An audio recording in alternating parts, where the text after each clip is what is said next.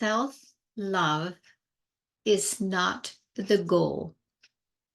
Of course, that all depends on what your goal is.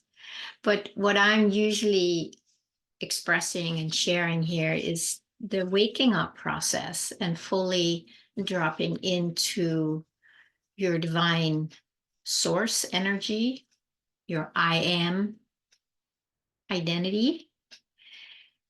And if that is indeed the goal, then self-love is a very, very important piece of the puzzle, a very important step on your way home inside. Because if you have a very bad relationship with yourself, and most of us do for most of our lives. This is not just somebody being singled out.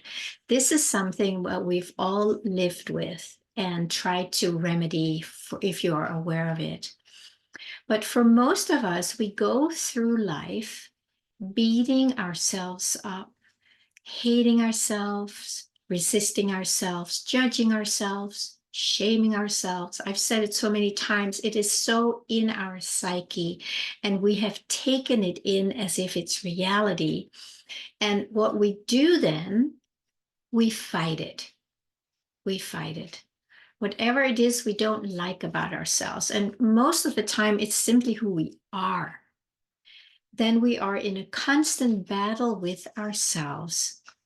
And that's where all your energy goes. I have lived this. It's many years ago that I realized this, but I have lived it to the core, which is why I ended up becoming somebody who calls herself a self-love mentor.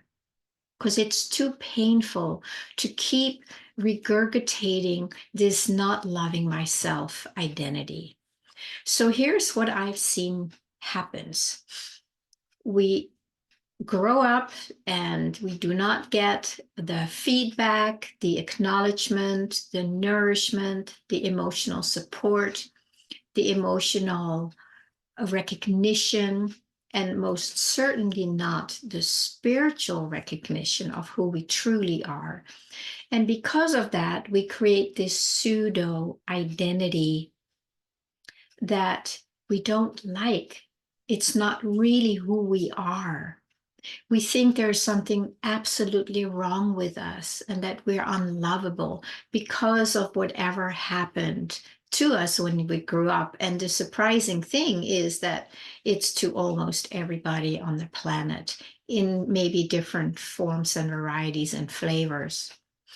So then we live in this constant battle with who we believe ourselves to be, not good enough, unlovable, something wrong with us. So we have this identity, and then we have this other identity, you might say, who is just trying to get rid of this first identity. And, you can actually go through life just doing that all the time. You can just maybe see if this is true for you. Then at some point, if you're lucky, you start noticing things about your behavior towards yourself. And that could be many ways. Could be in a meditation, on a meditation retreat.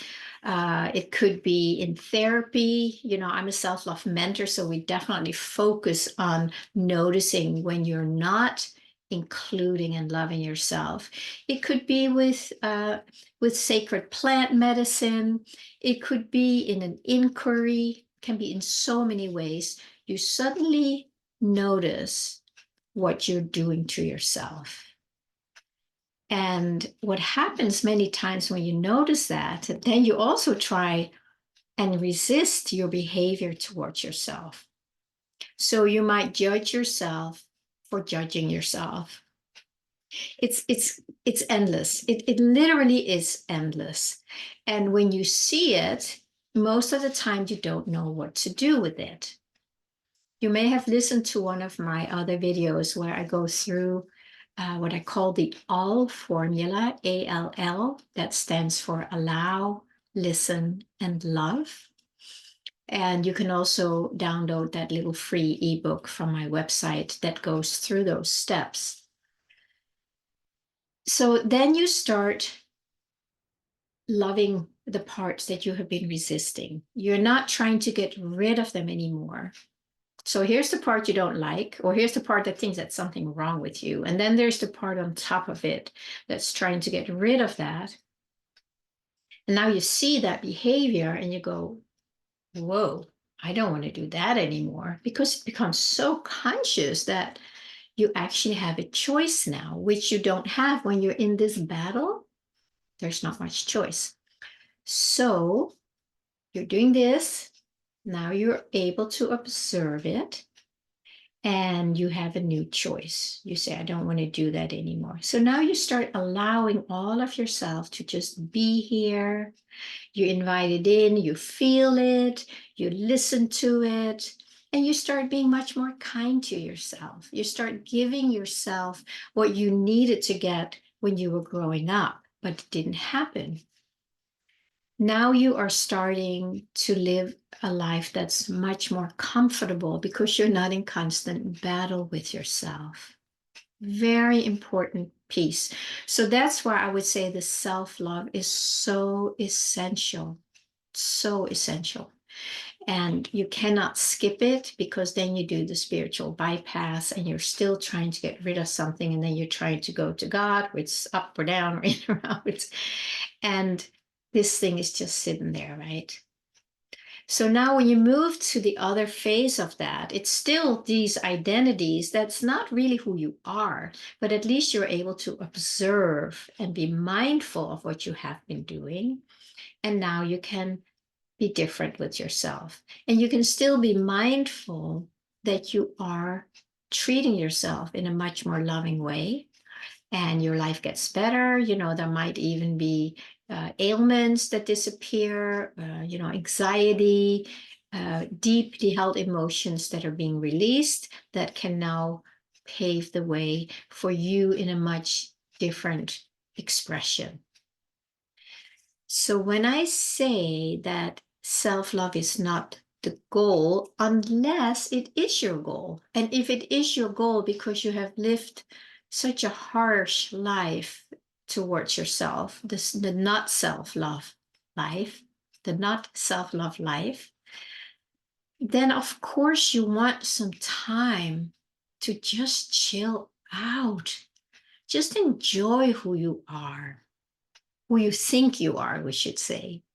And it's fine. And I think it's really important to take time to just be different, have a whole different way of expressing yourself. And then there comes a time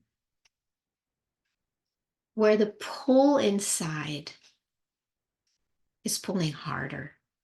You can feel it as if something like, this is not as interesting anymore, or there must be more. Is this what my life is about? Just to love myself, right? Because if it is, then that has become the goal, and that eventually also turns a little dry. So what happens then, and I'm speaking from my own experience, you may have a very different experience, you may have a different way into it, but what happened here now is both what I see here and with my clients is that at a certain point, that's not totally fulfilling anymore. And of course, what do we do then? Then we start looking for something else. But don't look for it out there. This is a good time to notice that, okay, I'm aware, I am more loving to myself, my life is easier. But there is still a part of you in here that is aware of this whole scene that has been going on, from, resisting and harshness to loving. There's still you, the true I am, when you start realizing who you really are as I. And that's what's been happening to me, and is still a deepening process of that. But at a certain point, you can be the observer and just observe that what you're doing out here is great. It's a lovely place to be. And then at a certain point, then it feels like it's kind of been narrowing in to realize that I am that space, or I am the portal, the outlet for this space. And the space is the fulfillment,